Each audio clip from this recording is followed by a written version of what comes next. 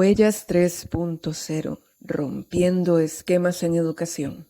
Una colaboración con la carrera de Administración Educativa de la UNED.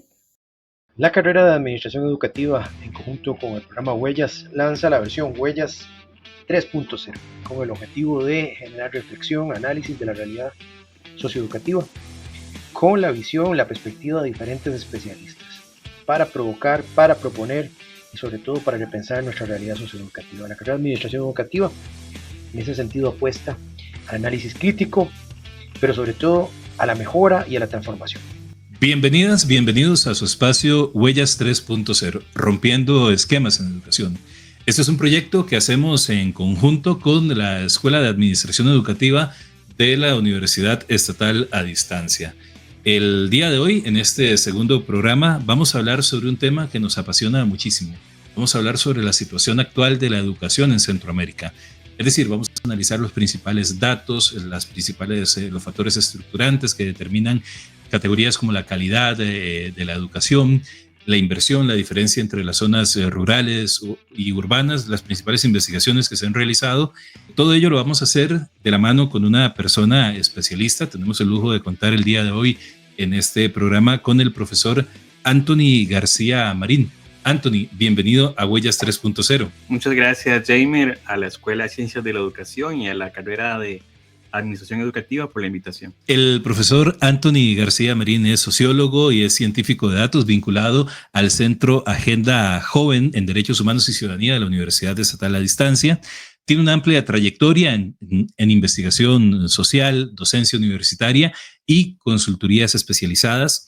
Su trabajo se ha centrado en el análisis de la condición juvenil en América Central, abordando temas como la reproducción de las desigualdades sociales, las trayectorias educativas y sociolaborales, así como la participación política. Ha impartido cursos en metodología de la investigación, estadística y derechos humanos en la Universidad de Costa Rica, en la UNED y en la Universidad de Santa Paula.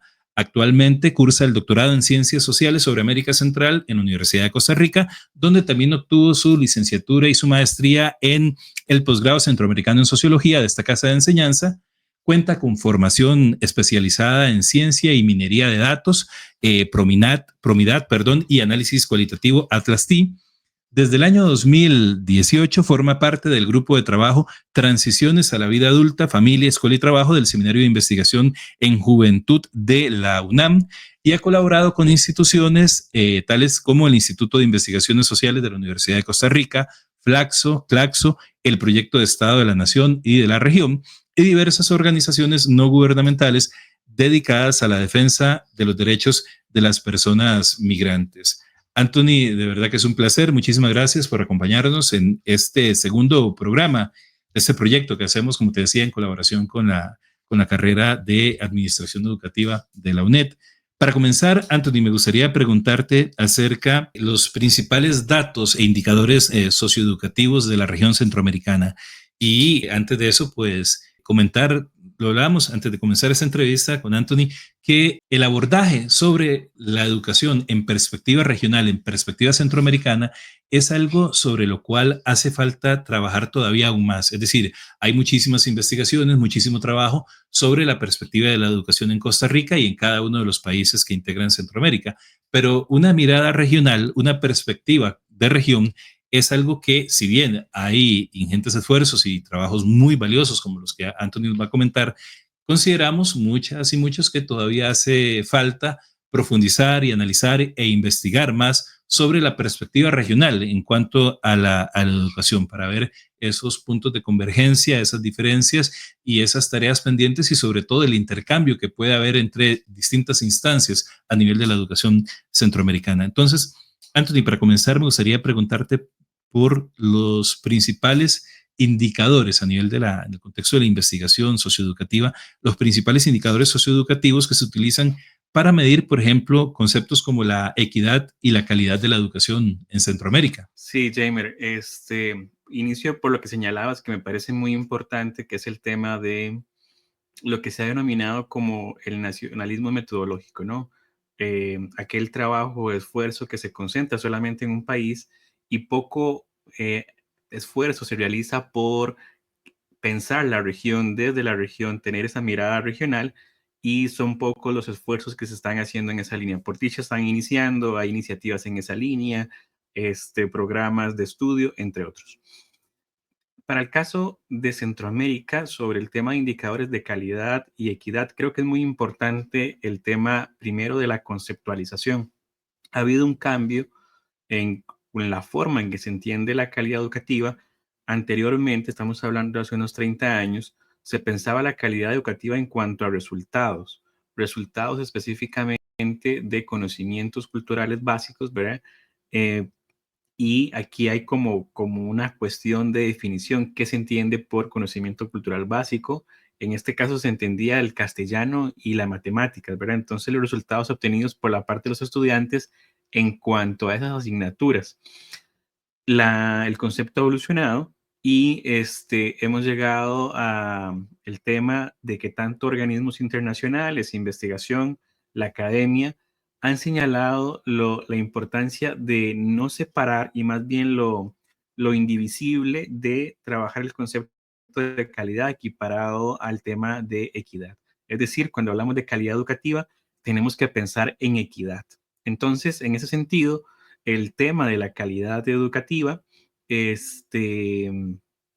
versa sobre no solamente los resultados estandarizados de unas materias en particular, sino también, por ejemplo, que todas las personas puedan tener no solamente el acceso, sino un proceso educativo. Entonces pasamos del tema de los resultados a un tema de derechos humanos, el derecho fundamental, el derecho humano a la educación.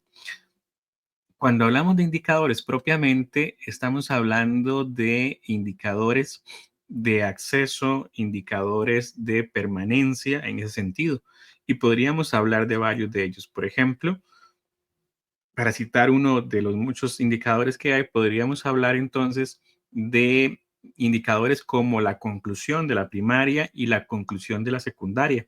En el caso centroamericano, la media es de un 87.6%. Para el caso latinoamericano, es de un 93%.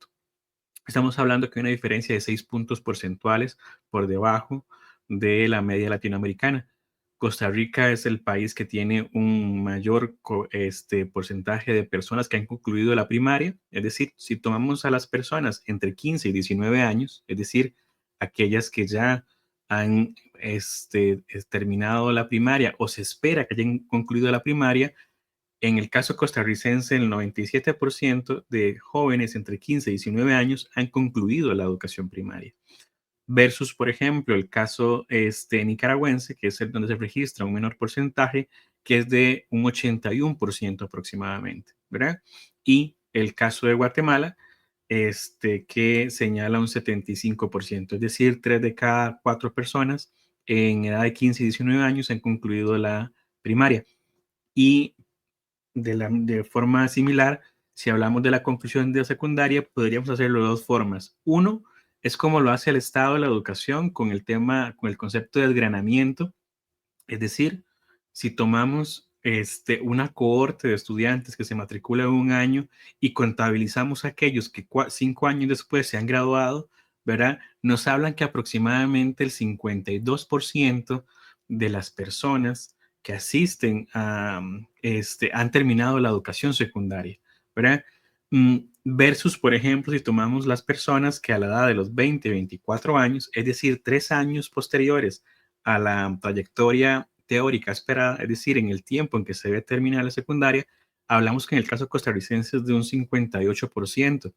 Es el país que mayor registra la conclusión de secundaria, versus, por ejemplo, Guatemala, con un 33%, y la media de Centroamérica es de un 46%. Es decir, uno de cada dos centroamericanos en edades de 20 a 24 años ha concluido la secundaria. Estos serían indicadores muy importantes en el tema de la cobertura educativa y que estamos hablando de la calidad de la educación y la equidad. Y la equidad es importante porque si nos preguntamos quiénes son los que no han concluido la educación, podemos ver indicadores importantes como por ejemplo la cobertura por el género, la cobertura por el territorio, es decir, zona urbana rural, las coberturas por el grupo de ingresos, y esto va a diferir, ¿verdad? Entonces, eso es un tema importante, que cuando veamos indicadores generales, desgranarlos de esta forma, nos van a hablar de desigualdades internas. Claro que sí, y creo que señalas algo que es fundamental para comprender un objeto de estudio tan complejo como es la educación, tan multidimensional en cuanto a la forma de aproximarse a entender, a comprender las dinámicas y los procesos que se generan. Porque incluso el mismo establecimiento de algunas categorías como el de calidad de la educación muchas veces, y sobre todo en las últimas décadas, ha estado asociado a una perspectiva mercantilizada de la educación, o que busca mercantilizar la educación, ¿verdad? Asociada a esa lógica del neoliberalismo, del capitalismo global, etcétera. Entonces, son elementos que, como bien señalabas, son muy importantes para comprender realmente a qué grupos están siendo atendidos, de qué forma, en dónde se generan los principales procesos de inversión de lo educativo, etcétera. Y en este sentido, quiero preguntarte precisamente por las brechas que se pueden constituir en cuanto al acceso, a la permanencia y al logro educativo. Y me gustaría que lo analizáramos en cuanto a los espacios urbanos y los espacios rurales. ¿Cómo, cómo se constituyen esas brechas? ¿Cómo se pueden explicar y qué características tienen en la región centroamericana? Este es uno de los variables que uno puede utilizar para hacer una de las mayores diferencias. Hay tres variables importantes. Una es el tema del género, otro es el tema del territorio expresado en lo urbano y lo rural, pero también podríamos utilizar, por ejemplo, la división de regiones socioeconómicas. Por ejemplo, en el caso costarricense tenemos las regiones socioeconómicas que el Mideplan ha establecido, ¿verdad? 6 regiones socioeconómicas. La zona norte de nuestro país, por ejemplo, que comprende los cantones de Los Chiles, Guatuso y Upala, difieren por completo con los indicadores que tenemos en la región central de nuestro país, y dentro de esta, ¿verdad? La diferencia que existe incluso entre los barrios llamados urbano populares y otros que no se encuentran en esa categoría. Entonces, en nuestro país existen diferencias entre la parte urbana y la parte rural, ¿verdad? Que basta con tener en consideración, por ejemplo, lo que implicó la educación remota de emergencia implementada por el Ministerio de Educación Pública en el marco de la pandemia por COVID-19 en marzo de 2020. Esto vino a significar, por ejemplo, que se exacerbaran, se profundizaran las desigualdades preexistentes. La zona norte de nuestro país, los tres cantones mencionados, Los Chiles, Guatuso y Upala, demostraban, por ejemplo, cómo solo apenas un 47% de la población tenía acceso a Internet. El uso de la tenencia de dispositivos y tecnologías de la información y comunicación que iban a mediar la educación, ¿no? Entonces, existen muchas diferencias muy marcadas entre la zona urbana y la zona rural. Por ejemplo, si vemos la infraestructura educativa y la calidad en cuanto al tema de la infraestructura misma, o el tema de em, los servicios que prestan los centros educativos, tanto de primaria como secundaria, en la parte urbana y rural, vemos grandes diferencias. Han tratado de minimizarse a través del tema de las tecnologías, pero estas a su vez, por ejemplo, quedan casi evidenciadas cuando la educación se traslada al hogar, ¿verdad? Entonces, esas desigualdades que habían quedado de alguna u otra forma resueltas en el territorio a través de la dotación de tecnologías en los centros educativos urbanos y rurales, al cambiar el centro de estudio de las escuelas y los colegios a los hogares, se evidenció, por ejemplo, estas grandes diferencias que había. Pero incluso la asistencia regular a los centros educativos muestra unas grandes brechas y unas grandes diferencias entre la zona urbana y la zona rural en todos los países de la región, ¿verdad? Y también, por ejemplo, esto de la zona rural, también tendría que agregarse, por ejemplo, los grupos étnicos que se localizan en estas zonas rurales, ¿verdad? Estamos hablando del Caribe, centroamericano, la población garífuna en Honduras, la población misquita en Nicaragua, la población afrocostarricense en nuestro Caribe, el Caribe Sur principalmente, en la zona, en la zona sur de nuestro país y las poblaciones de pueblos originarios.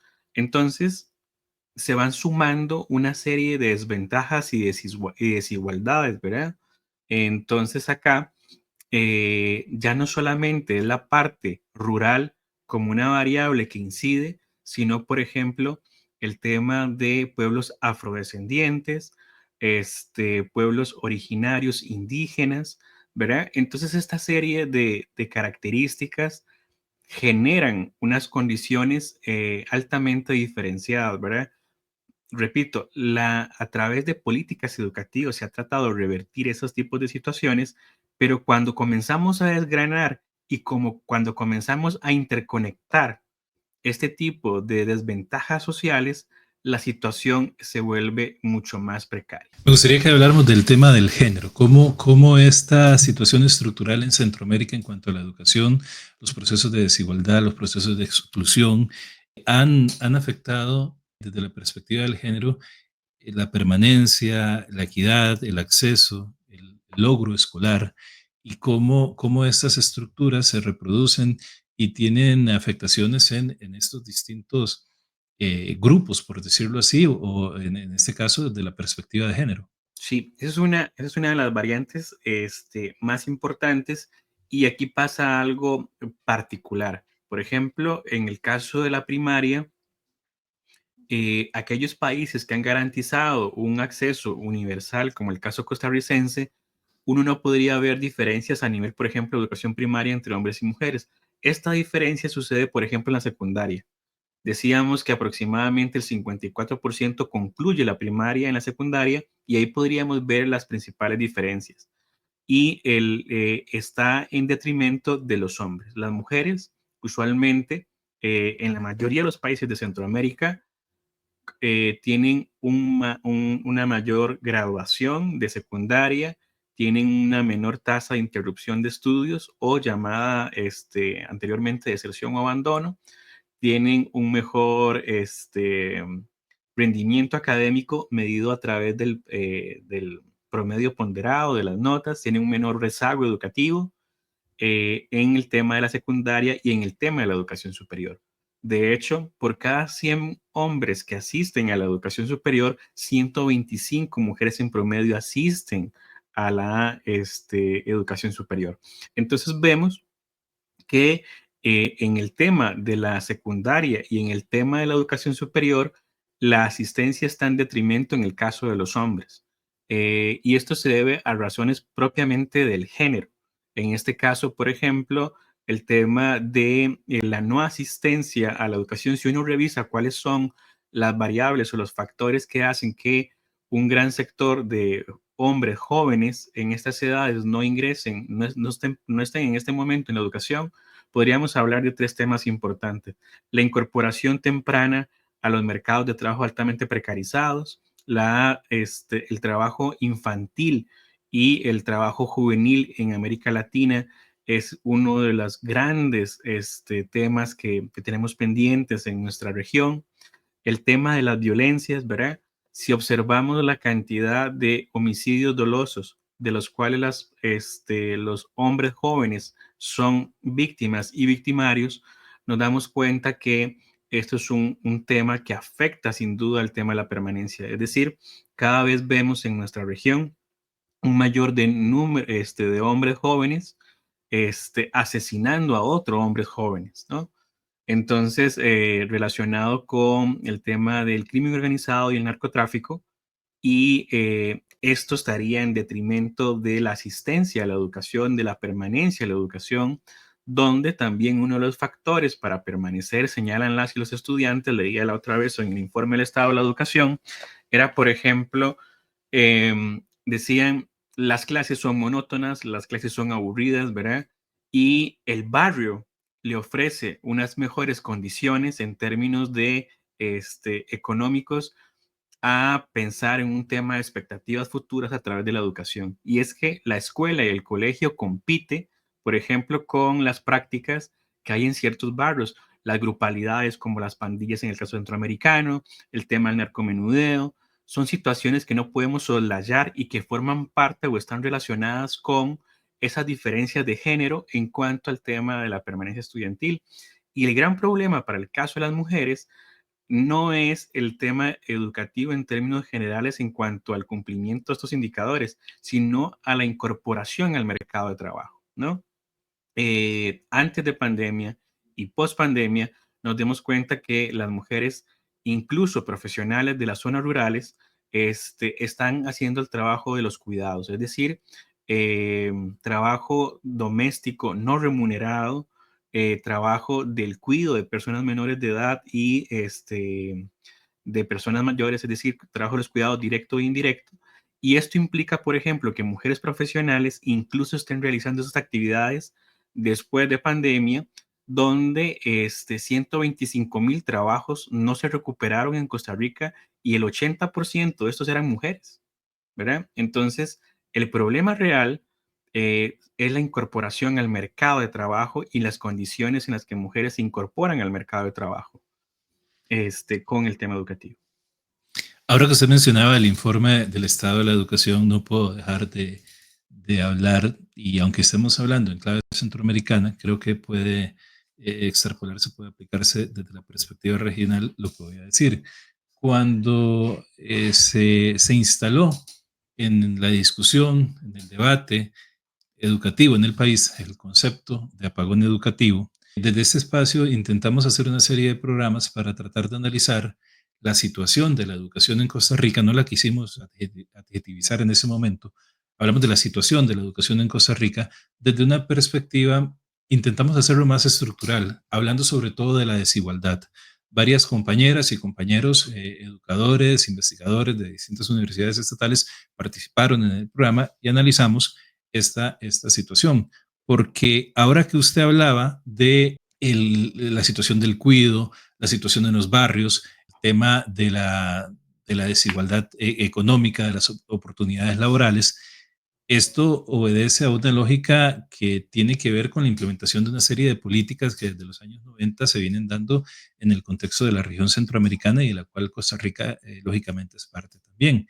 Entonces, entender la situación a la que estamos llegando me parece a mí que no solamente se puede explicar con la huelga del 2018 o con la pandemia. Creo que, como usted bien lo decía, la pandemia fue ese catalizador que mostró al rey desnudo, ¿verdad? Mostró la situación en la cual están las familias costarricenses, sobre todo en las regiones rurales y también en muchas regiones urbano-marginales. Es decir, el producto, la consolidación de un sistema neoliberal en lo educativo, la forma en que se invierte el dinero en educación, pero sobre todo la situación de las familias, y esto tiene que ver con la pregunta que te voy a hacer a continuación, es lo que puede en gran medida explicar estos elementos, estos indicadores del logro educativo, de la permanencia en el sistema educativo, de la calidad de la educación, etcétera. En ese sentido, ¿qué relación existe entre el nivel educativo de los padres y las madres de familia, es decir, del capital cultural y social de las familias y el rendimiento académico de los estudiantes? ¿Cómo esos factores, porque lo hemos dicho en muchas ocasiones, y con esto, perdona que me exceda en la introducción, pero un padre de familia que tiene que trabajar 12 horas, una madre de familia que tiene que trabajar 12 horas, ¿en qué momento se sienta con el niño, con la niña, con los jóvenes, está pendiente, puede proveerle un ambiente cultural, educativo? O sea, eso es determinante, eso marca la diferencia. ¿Y cómo puede explicarse esto en clave centroamericana? ¿Y qué opinión le merece a usted como una forma de acercarse a esta situación de desigualdad y de la situación de la educación en Centroamérica? Sí, creo que esta explicación que haces, Jamer, creo que es muy importante porque da una base para discutir ampliamente. En el caso costarricense, la definición por parte del Estado de la Educación sobre lo que se denominó, entre comillas, apagón educativo, uno podría cuestionar las implicaciones, no solamente respecto a los factores que se señalaban para este apagón educativo o lo que implicó para términos de política o academia entenderlo como un apagón educativo. ¿Verdad? Voy a utilizar una analogía. Anteriormente se utilizaba para entender el tema de la asistencia escolar o la no asistencia el concepto de deserción. Durante mucho tiempo en América Latina, como desde los 80, se utiliza el concepto principalmente en nuestra región como una mala traducción de los textos de Vincent Tinto, ¿verdad? Que él hablaba de abandono escolar y en América Latina se tradujo como deserción, ¿verdad? Homologando una decisión racional de una persona en edad escolar de abandonar la escuela, ¿cómo se abandona, por ejemplo, el ejército, ¿verdad? Se deserta, perdón, del ejército, se homologa la escuela con el ejército y por lo tanto también se deserta del mismo, ¿verdad? Entonces, eso es una clave militar, es un concepto que viene de ahí y esto implica que la mayoría de estudios se enfocaban en el individuo para poder explicar el tema de la asistencia o no asistencia a la educación. Lo mismo sucedió con el apagón, con el concepto de apagón educativo. Esto implica, por ejemplo, pensar en los factores señalados, las huelgas del magisterio, el tema de la currícula, entre otros, pero dejando de lado el tema de las desigualdades no manifiestas y señaladas de forma oportuna. Aquí es muy importante establecer que cuando hablamos del tema de la permanencia en la educación, al igual que muchos fenómenos sociales que se estudian, es un tema multifactorial, pero no basta con decir que es un tema multifactorial o multivariante. Eso es casi que señalar que todo fenómeno social lo es. El tema importante aquí es establecer dentro de ese conjunto de factores, dentro de ese conjunto de variables, cuáles son las que tienen un mayor peso para explicar según el contexto. Y aquí me quiero explicar. Por ejemplo, no son los mismos factores o variables que explican la permanencia estudiantil de un barrio urbano popular que los mismos factores que explican, por ejemplo, la permanencia de estudiantes en Bagaces, Guanacaste, ¿verdad? Entonces, hay que tener eso en consideración. Los territorios expresan desigualdades, y no se puede homologar las explicaciones. Hay que tener precisión cuando hablamos de ello, ¿verdad? Y no es lo mismo hablar, por ejemplo, de el tema étnico en el caso costarricense que en el caso, por ejemplo, nicaragüense o en el caso hondureño, o lo que implica, por ejemplo, en el caso guatemalteco, el tema del colonialismo histórico que ha caracterizado al país por muchísimos años, ¿verdad? Entonces hay que tener claramente esas diferencias para poder hablar de esto. Usted nos señalaba de un tema muy importante, que uno podría hablar de el clima educativo del hogar. El clima educativo del hogar es un indicador que lo que hace es estimar los años promedio que tienen las personas mayores de edad de un hogar. Entonces, imaginemos un hogar cualquiera. Papá terminó la primaria solamente. Mi mamá llegó hasta octavo del colegio. Cuando fue a noveno del colegio, no pudo continuar por diversas razones. Entonces, ese hogar tiene en promedio 7 años de educación. A eso le llamamos un clima educativo medio. De los 0 a los 6 años, un clima educativo bajo. De los 7 a los 12 años, es decir, la secundaria, un clima educativo medio. Y de los 12 años en adelante, es decir, educación superior, estamos hablando de un clima educativo alto.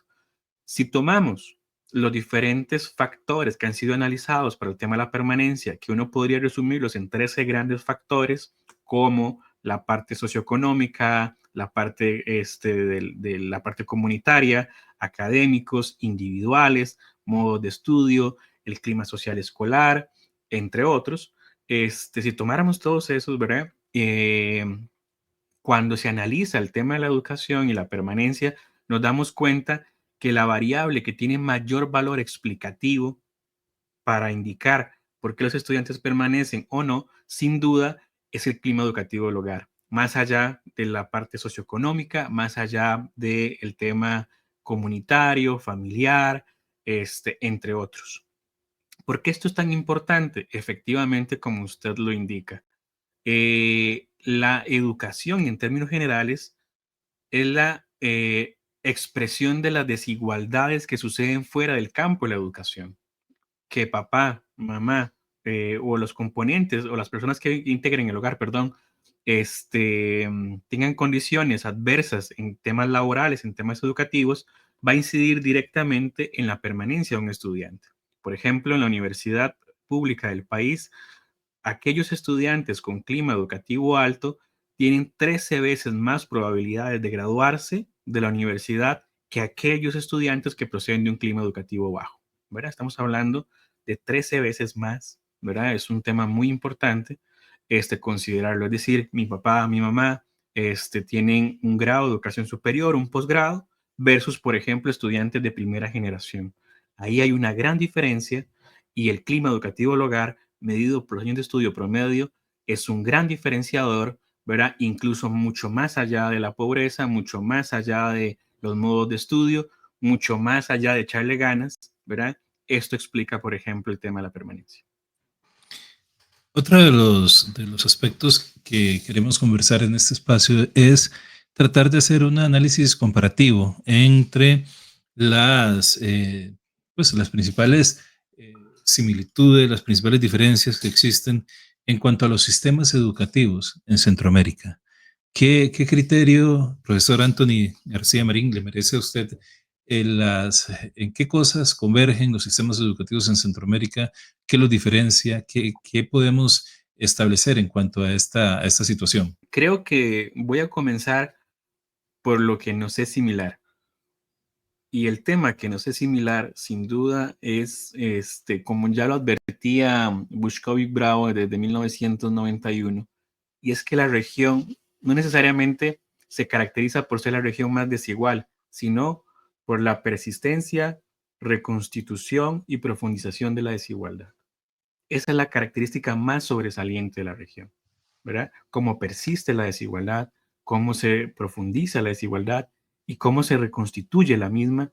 Y decíamos ahora la pandemia, cómo era un ejemplo claro de eso.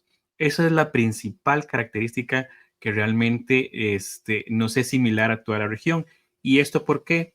Porque esto implica un acceso y permanencia diferenciada por zonas rurales, grupos socioeconómicos y poblaciones indígenas y afrodescendientes. Lo que hemos discutido versa sobre diferencias sociales que comportan en desigualdades sociales, desigualdades de género, desigualdades socioeconómicas, desigualdades territoriales, entre otras.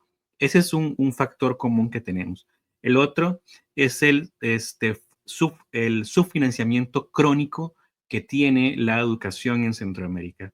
Por ejemplo, podemos medir el tema del financiamiento a la educación con dos indicadores importantes. Uno es lo que se dedica del Producto Interno Bruto a la educación, ¿verdad? Este indicador es que es uno de los más utilizados y también la cantidad de dinero que se dedica anualmente por estudiante en la educación. Entonces, si vemos esos datos, nos damos cuenta que, por ejemplo, que el mandato constitucional costarricense, que es de un 8%, ¿verdad? Lo hemos venido cumpliendo en estos años, en estos últimos 2 años, a medias. ¿Por qué a medias? Porque estamos llegando aproximadamente a un 4%, cuando el promedio de Costa Rica era aproximadamente de un 7%. No cumplíamos el 8% constitucional, pero nunca hemos estado tan lejos de ese 8% como lo estamos en estos últimos 3 años. Y este es un gran problema, porque si nuestro país tiene ese porcentaje de financiamiento de la educación, en el caso centroamericano, una característica es que, el financiamiento de la educación no es el esperado, por ejemplo, para países en los cuales se desea revertir problemas sociales a través de la inversión en educación. La media centroamericana es de 4%, en el caso de Guatemala es de apenas un 3%, el Producto Interno Bruto, y la inversión por persona, en el caso costarricense estamos hablando de $5,000 anuales por estudiante, y en el caso de Nicaragua y El Salvador estamos hablando de $1,000 por estudiante, la inversión que se hace.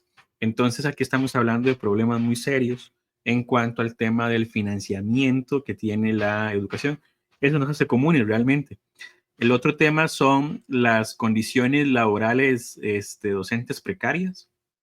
Creo que es un tema central, nodal, y que pocas veces se discute cuando se analiza, por ejemplo, el tema de la permanencia estudiantil. ¿Cuáles son las condiciones en las que la planta docente, en la que las y los trabajadores de la educación están laborando, ¿no? Estamos hablando de bajos salarios, estamos hablando de condiciones de trabajo inadecuadas, estamos hablando de un número muy importante de estudiantes por docente, estamos hablando de la calidad del aprendizaje en última instancia, ¿no?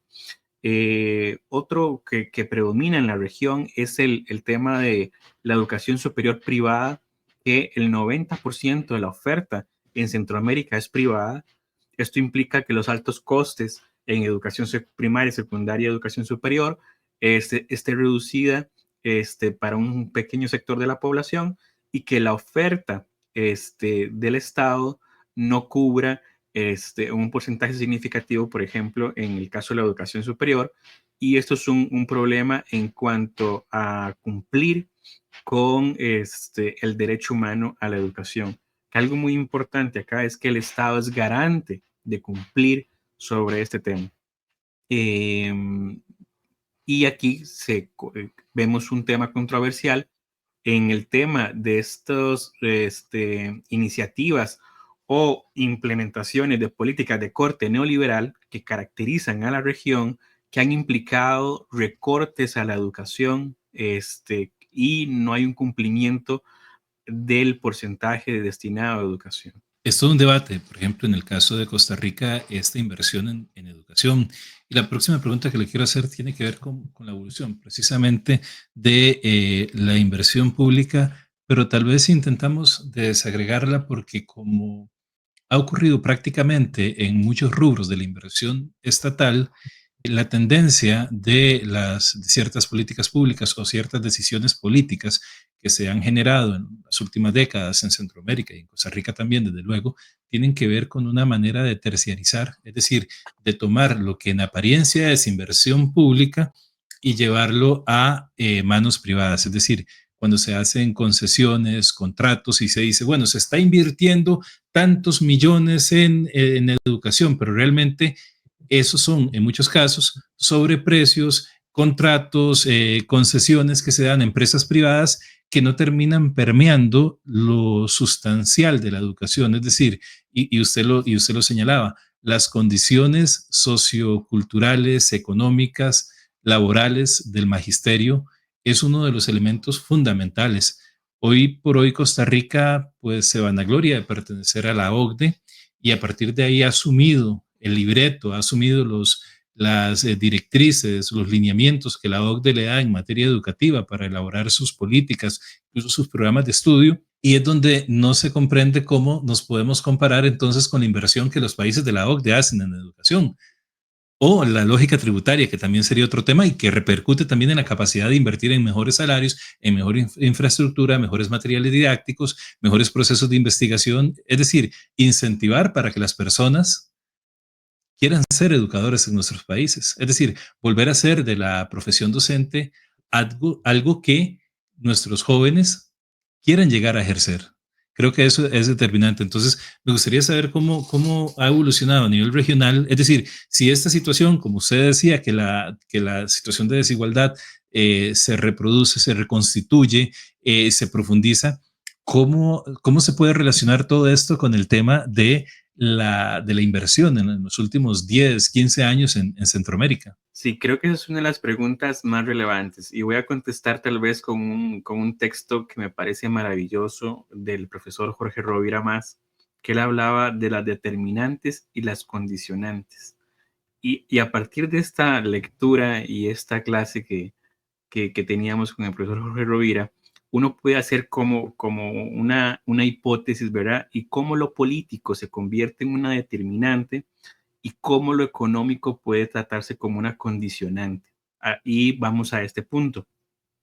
El neoliberalismo como una expresión particular del modo de producción capitalista ha implicado una lógica de pensamiento, ¿verdad? Lo que el doctor Juan Pablo Pérez Sainz habla como el sentido común neoliberal, donde la explicación máxima es que individuos no pueden consumir una canasta básica de bienes y servicios y por lo tanto la responsabilidad consiste en individuos finalmente, ¿no? Los hogares no pueden consumirlo y por lo tanto la responsabilidad es de los individuos. Entonces este sentido común neoliberal nos ha hecho pensar que es gente que no puede adaptarse al sistema, son personas que no pueden hacerla bien y el pobre finalmente es pobre porque quiere, ¿no? Y las condiciones estructurales no existen en este imaginario. ¿Por qué es importante señalar esto? Porque este pensamiento único que se ha venido implementando desde las políticas neoliberales de mediados de los años 80 en nuestra región han implicado una serie de reformas políticas y económicas que impactan directamente a la educación en nuestro caso, de toda la región. Por ejemplo, si ustedes analizan la política pública de juventud, el concepto de emprendimiento se sitúa como una de las soluciones al tema de la empleabilidad de la población joven, ¿verdad? Es decir, otra vez el individuo es responsable de esta situación. Y esto es importante porque entonces estamos despolitizando la discusión y los diferentes actores de la comunidad educativa, porque la educación tiene diferentes actores, no solamente el estudiante, no solamente la familia, son responsables de esto. ¿Qué pasa en el tema de la educación sobre las empresas? ¿Qué papel juegan las empresas, el empresariado nacional en la educación de un país?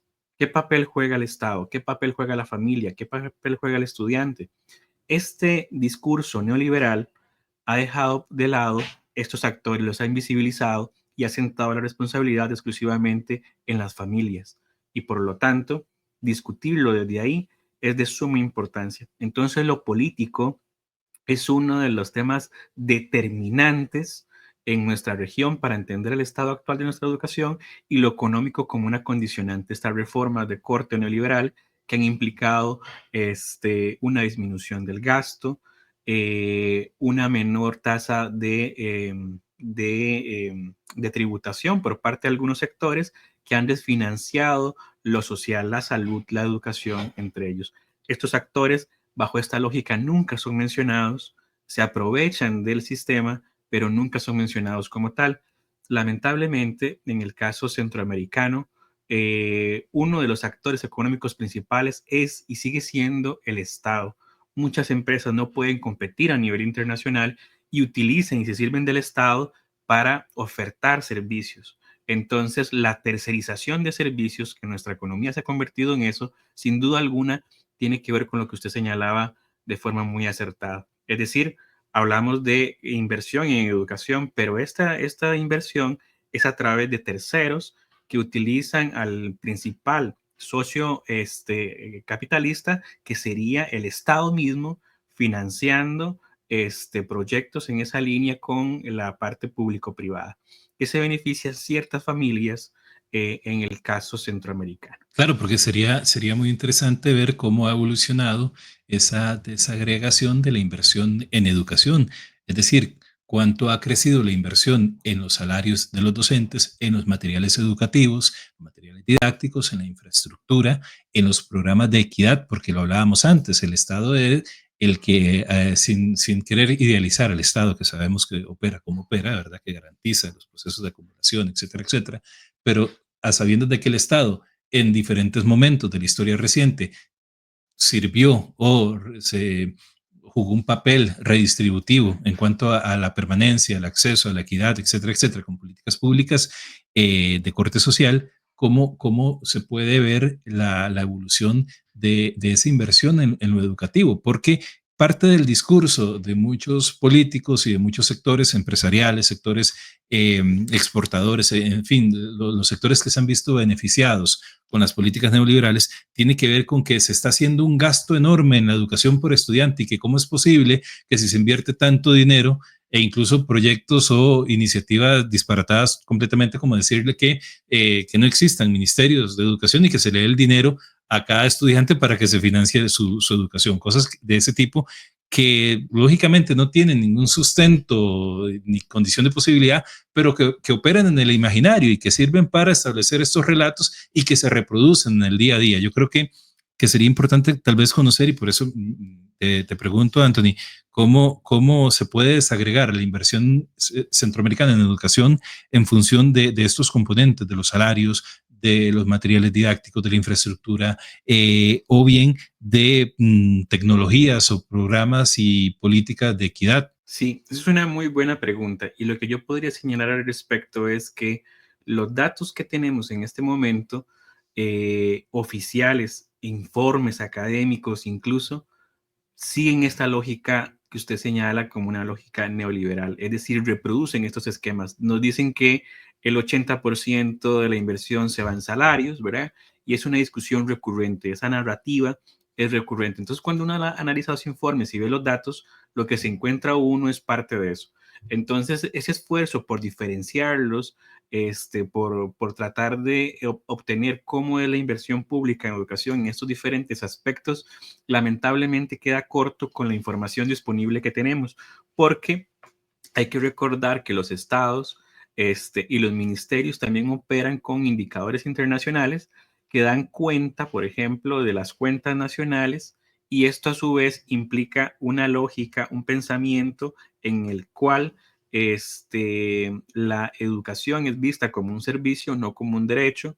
Se ha pasado al tema de una educación en la cual tiene que ofertarse servicios desde la parte privada, una narrativa que nos dice que la parte pública no ha dado la talla, y esto ha implicado, por ejemplo, una serie de problemas asociados, como que los mismos estados, los datos que recolectan, los datos que tenemos, dan cuenta de una lógica pensada no desde garantizar el derecho a la educación, sino más bien la prestación de un servicio que de la narrativa empresarial es muy cara. Entonces, los datos con los cuales se cuenta, no podríamos hacer este ejercicio tan importante. Tendríamos que hacer un análisis exhaustivo, es una tarea pendiente.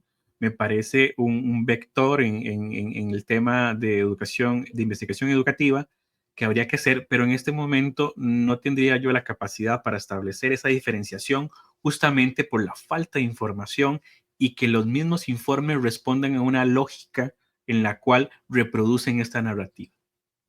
Claro, y lo que vos decías me parece sumamente interesante y oportuno porque precisamente estas categorías o esta forma en que empezamos a analizar lo educativo empieza a ser atravesada por las mismas categorías del mercado. Es decir, desde hace mucho tiempo empezamos a hablar de calidad educativa, de los productos. Yo recuerdo allá por el año 2009, cuando se hizo la reforma en los programas de cívica, que el proyecto tenía que tener un producto. Entonces hablaba de un producto. Hoy es lo más normal en las reuniones de trabajo, yo trabajo en el Ministerio de Educación Pública también, se piden informes donde hay que presentar productos, o sea, no criterios, no reflexión, no investigación, no tanto consultar, no tanto la elaboración, sino el producto, algo que se pueda, es decir, ha estado permeada la educación por una serie de categorías que yo creo que hay que empezar y continuar, porque se ha venido haciendo esa labor de disputa, del relato, del sentido común que se tiene para analizar lo educativo, porque realmente es donde se puede tal vez iniciar con un proceso de transformación tan necesario para nuestra región centroamericana, para Costa Rica en particular, y sobre todo para garantizar, como usted bien lo decía, esa eficacia jurídica que el derecho humano a la educación debe tener en nuestro sistema educativo y en la región centroamericana.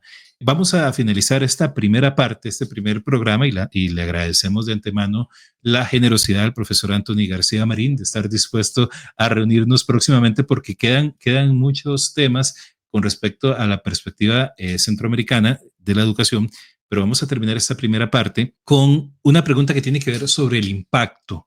¿Cuál es el impacto que tiene la inversión? No el gasto, la inversión, porque en educación no gastamos, invertimos. Yo creo que es importante, usted lo decía antes, ¿verdad? Cómo eso repercute de una forma multifactorial y que siempre lo decimos, el acto educativo es inconmensurable, o sea, nos trasciende nuestra propia situación histórica. ¿Cómo impacta la inversión educativa los indicadores de desarrollo humano en Centroamérica y en Costa Rica? Sí, esa es una pregunta también de suma importancia en el sentido de que esta inversión pública lo que busca de alguna u otra forma es revertir lo que se produce en los mercados básicos. El doctor Juan Pablo Pérez Sáenz, en un texto magnífico que se llama Mercados y Bárbaros, él señala de cómo la desigualdad se produce en los mercados básicos y tal vez en la esfera reproductiva, en los hogares, en el campo de la educación, se reproduce estos desigualdad que se produce en los mercados básicos, en el mercado del trabajo, en el tema de los seguros, de la tierra, entre otros. Entonces, la inversión pública que se haga en educación va a repercutir directamente en la reversión de estas desigualdades que se producen en estos mercados básicos. Me refiero explícitamente. Hay poblaciones que en contra de su voluntad están en un núcleo duro de desigualdad y el único derecho y el derecho humano habilitante es sin duda el derecho humano a la educación. Es un derecho habilitante. ¿Por qué? Porque permite el trabajo digno, permite garantizar los otros derechos que se tienen, tanto fundamentales como humanos, y por lo tanto se habla de un derecho habilitante. ¿Cómo va a repercutir el tema de la inversión pública?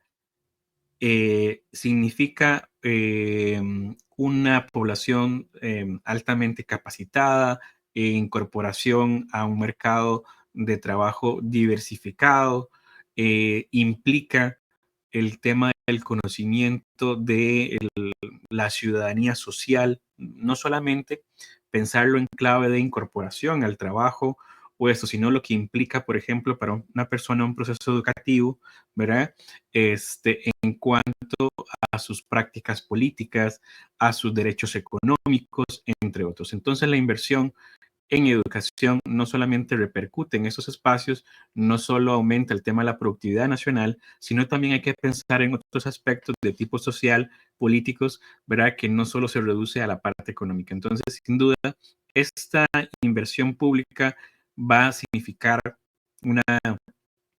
o uno esperaría que signifique, se traduzca en una participación política activa, es decir, hacer comunidad, ¿verdad? La definición más básica de política de Aristóteles es hacer comunidad y la educación es justamente este derecho habilitante que permite generar comunidad, permite la sociabilidad, trabajar en el tejido social y a su vez desde la narrativa y el discurso liberal hablan de el aumento de la productividad, las mejoras en las condiciones laborales, entre otros. Si analizamos, por ejemplo, las condiciones laborales de las personas con menores y mayores estudios, vemos la importancia que radica, por ejemplo, de la inversión en educación. Eso sería un indicador básico que uno podría tomar en consideración para estos temas. Profesor Anthony García Marín, sociólogo, científico de datos, máster en sociología por la Universidad de Costa Rica, doctorando del programa en ciencias sociales de América Central de la Universidad de Costa Rica, profesor en la UNED, profesor en la UCR, también profesor compañero en la Escuela de Formación Docente, en la sección de educación primaria. Muchísimas gracias, Anthony, por este programa y por el otro que está pendiente. Con mucho gusto, gracias a usted, Jaime, gracias a la Escuela de Ciencias de la Educación a través de la carrera de Administración Educativa por la invitación. Yo encantado de participar, encantado de conversar con estos temas que nos apasionan, compañero de trabajo, compañero de universidad. Gracias por... Y a ustedes los invitamos para que nos acompañen en el próximo programa aquí en Huellas 3.0. Rompiendo Esquemas en Educación, proyecto de la carrera de Administración Educativa de la Universidad Estatal a Distancia y el podcast Huellas, los estudios sociales con pensamiento crítico. Hasta pronto. Gracias por acompañarnos en Huellas 3.0, Rompiendo Esquemas en Educación. Les esperamos en la próxima edición.